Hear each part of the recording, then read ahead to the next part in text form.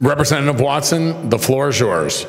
Thank you, Mr. Speaker, and thank you, Mr. Samuelson. Mr. Samuelson and Mr. Hennessy are chairman of the Aging and Older Adult Services Committee, and Mr. Kortz and I are good friends, and we have the Alzheimer's Caucus. Many of you are members because many of you have been touched in some way, a family member, a friend, a former teacher, whatever it might be. You've been touched by Alzheimer's or related dementia diseases.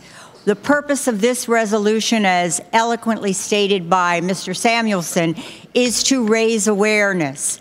I think that Alzheimer's, while the statistics are terrible because it's the 6th leading cause of death in America, the only cause of death among the top 10 that cannot be prevented, it can't be cured, or even most of the time slowed down. But I also think it is a function of all of those of us, myself included, who have had the opportunity to live longer. And it's something that we are all afraid of. How many times have you said, because you forgot someone's name or you forgot something and you go, do you think this is it? Am I getting Alzheimer's, dementia? Oh my gosh, I must be getting older. Ladies and gentlemen, we can't be afraid. We can't think that way. We need to be involved. We need to find that cure, to promote treatment that will stop Alzheimer's in its tracks. Maybe there will be early onset, but it won't go any further.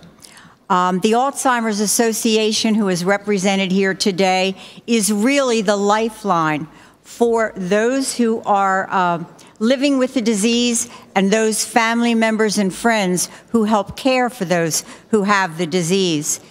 They are a valuable resource.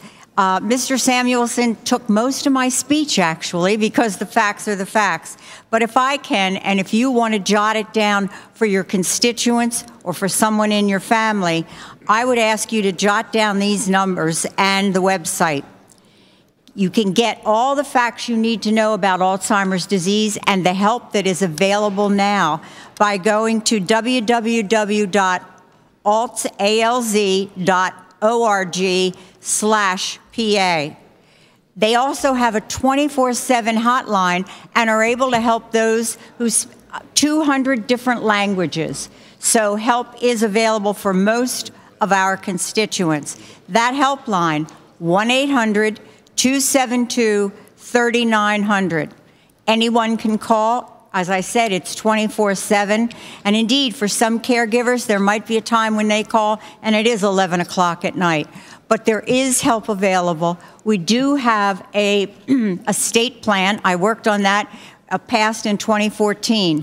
That plan sets out a steep climb that we would have to do. But you know what? It's one step at a time, and we will get there. We ask for your support. We ask for you to tell others about awareness, about brain health, and about caring for people with this disease. We thank our caregivers because what they do is amazing. Thank you very much, ladies and gentlemen.